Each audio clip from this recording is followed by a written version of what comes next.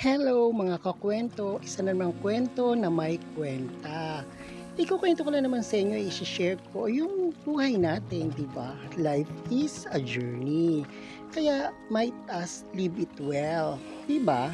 Sa buhay natin, kailangan parati natin pipiliin ang mga mabubuting bagay. I-share ko yan dito sa aking pagmamasyal dito sa Baguio City.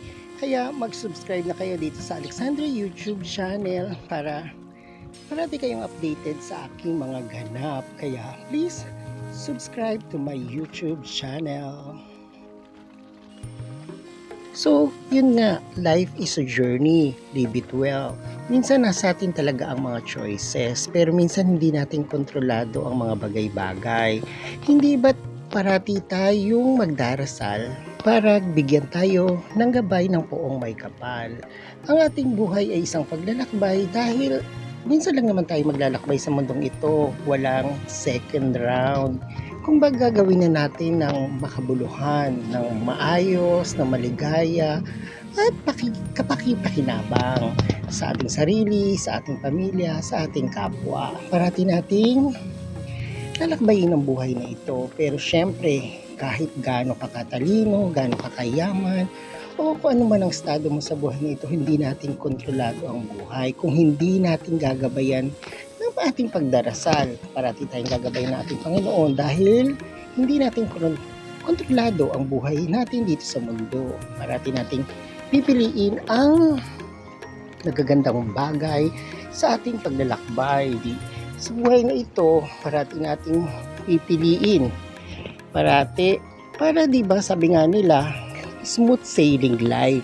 Yung magandang kalusugan, maligayang pamilya, at magandang sitwasyon sa buhay katulad ng ating mga finances, financial sa buhay.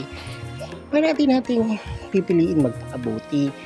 Kasi pag pinipili natin ang pagpapakabuti, ginagabayan tayo ng ating poong sa atin ay lumikha, di ba? Siyang lumikha sa atin. Kaya para pagpapasa Diyos na natin yung mga bagay sa mundong ito para maging magandang ating journey sa buhay na ito, di ba? Para sa ating sarili, sa pamilya, at sa ating kapaligiran. Parati nating pipiliin ang maging masaya sa buhay na ito. Kaya parati natin, paulit-ulit, parati natin pipiliin ang ating sarili, pamilya, at pangalagaan ng kapaligiran. Kasi ito ang ating mundong ginagalawan. O ayan, wala na naman ako sa inyong yamang maibibigay, pero meron ako munting kaalaman na sa inyo'y maiiwan para kahit paano ay buhay natin ay gumaangga-anggaan. O ayan, please like my video and share it and subscribe to my YouTube channel. Thank you and God bless!